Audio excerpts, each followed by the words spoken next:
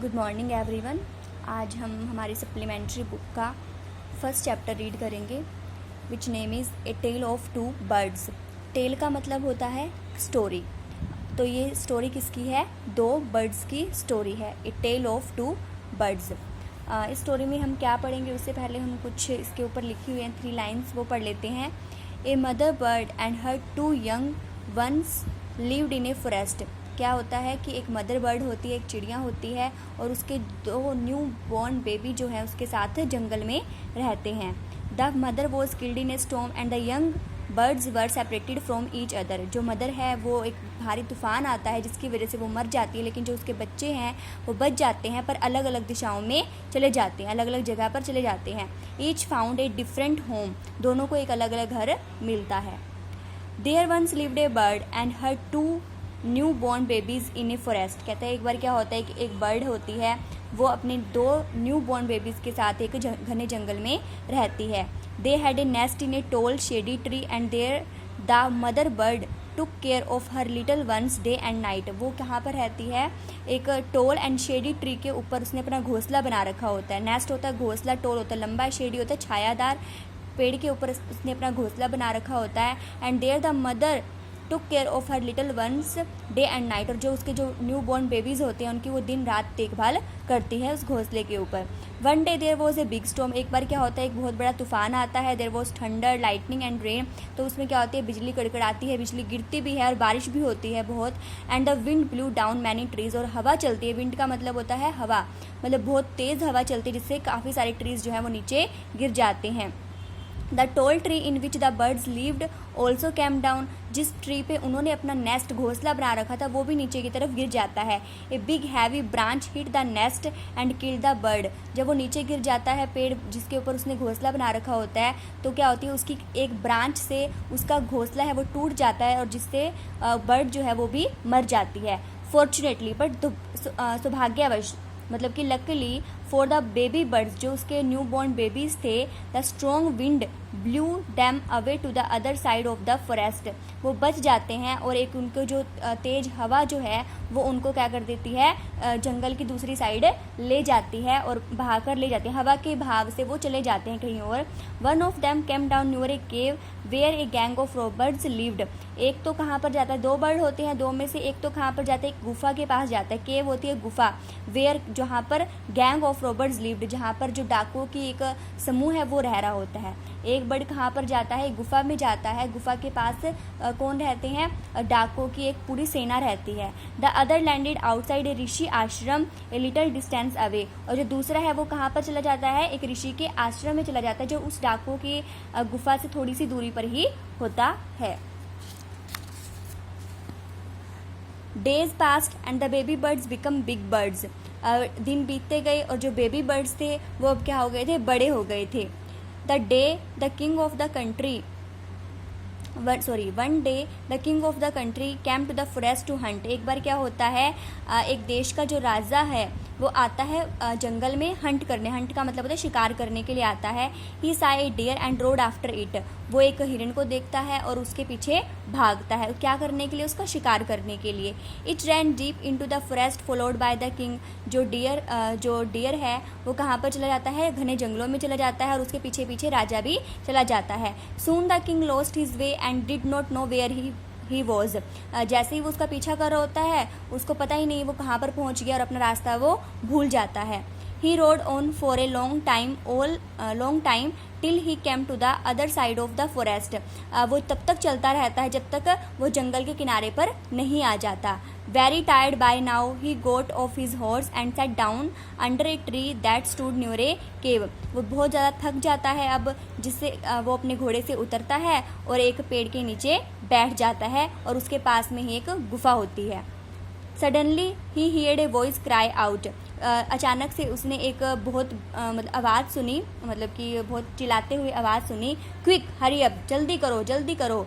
There is someone under the tree. कोई पेड़ के नीचे बैठा है। Come and take his jewels and his horse, जल्दी आओ और इसके क्या ले लो, इसकी ज्वेलरी और इसका हॉर्स ले लो। हरी और else he will slip away, जल्दी करो नहीं तो ये भाग जाएगा। एल्स का मतलब होता है नहीं तो, और ही विल स्लिप अवे का मतलब वो निकल जाएगा यहाँ से।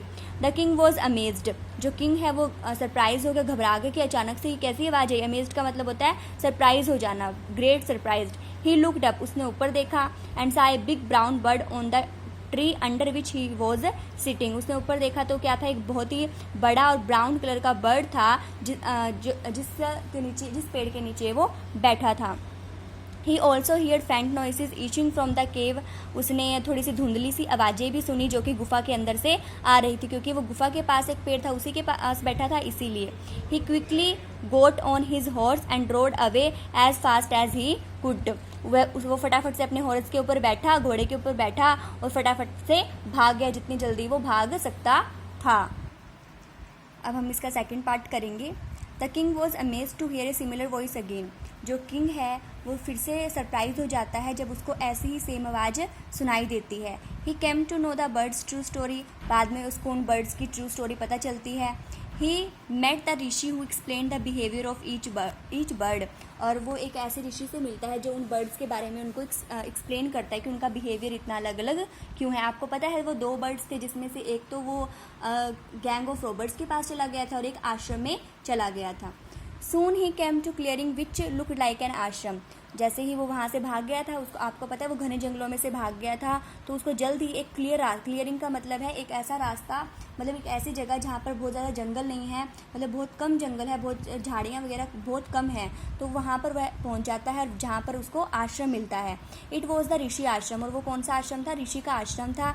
The king tied his horse to a tree and set down in its shade, उसने क्या किया, अपने हॉर्स को एक पेड़ के साथ बांध दिया और उसी पेड़ के नीचे छाँव में बैठ गया।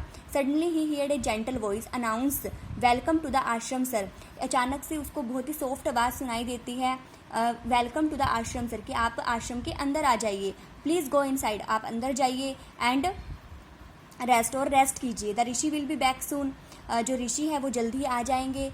There is some cold water in the pot, और अंदर कुछ ठंडा पानी भी पड़ा है। Please make yourself comfortable, आप अपने आप को बहुत ही सुविधाजनक महसूस कीजिए, मतलब कि आप इसको अपना घर जैसा ही समझिए।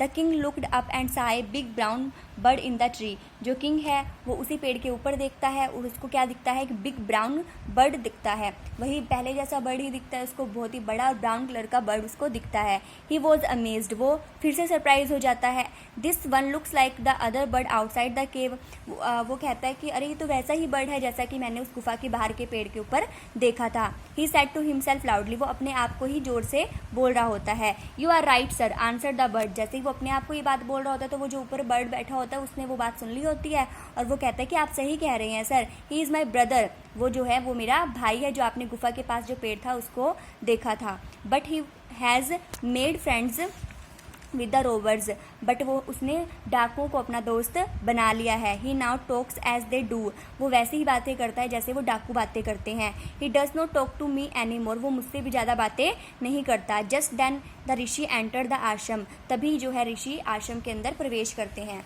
Welcome sir he said to the king, जो आश्रम है वो बोलते हैं जो ऋषि हैं वो बोलते हैं कि आइए आपका हमारे आश्रम में स्वागत है। Please come inside to make yourself at home, आप अंदर आइए और इसको अपना घर जैसा ही समझिए।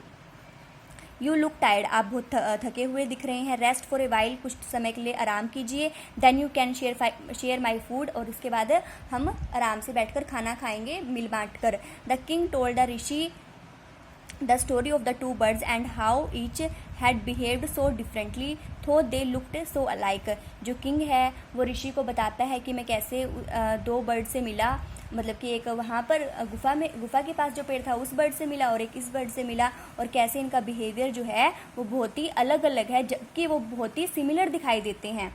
The forest is full of surprises, he sad, वो कहता है कि जो यह जंगल है वो फुल सरप्राइजेज से भरा हुआ है, मतलब कि यहाँ पर बहुत सारे गुप्त रहस्य हैं, उसको ऐसा लगता है। The holy man smiled and said after all one is known by the company one keeps, जो ओली मैन जो वो ऋषि हैं वो स्माइल करते हैं और कहते हैं one is known by the company one keeps, एक व्यक्ति जैसा ही दूसरों के साथ रहता है वैसा ही जाना जाता है। That bird has always here the talk of robbers, कहता है वो बर्ड जो है वो हमेशा ही डाकुओं को सुनता है, देखता है, बातें करता है उनकी। He imitates them and talk about robbing people, वो उन्हीं की कॉपी, वो क्या करता है, उनकी नकल करता है। And talk about robbing people, और वैसे ही रॉबिंग पीपल की तरह ही बातें करता है। This one was repeated but he has always heard, और जो ये वाला वर्ड है वो वही रिपीट करता है जो ये हमेशा सुनता है, मतलब कि आश्रम में अच्छे लोगों के बारे में सुनता है, अच्छा बिहेवियर करते हैं तो अच्छी बातें ही सुनता है। ही वेलकम्स पीपल टू द आश्रम, और इसीलिए वो जो भी आश्रम में लोग आते हैं उनका वेलकम करता है।